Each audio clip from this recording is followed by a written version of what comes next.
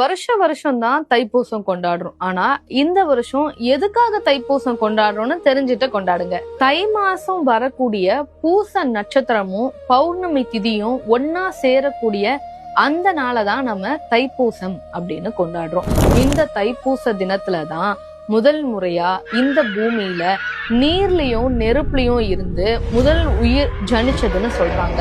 முருகன் வள்ளிய கல்யாணம் செஞ்சதும் இந்த நாள்லதான். ஒரு மாம்பழத்துக்காக கோச்சிட்டு முருகன் தேவலோகத்துல இருந்து கிளம்பி நம்ம பழனிக்கு வந்ததும் இந்த நாள்லதான். சூரனை வதம் செய்யறதுக்காக சக்தி கிட்ட இருந்து முருகன் சக்தி வேலை வாங்கினதும் இந்த நாள்லதான்.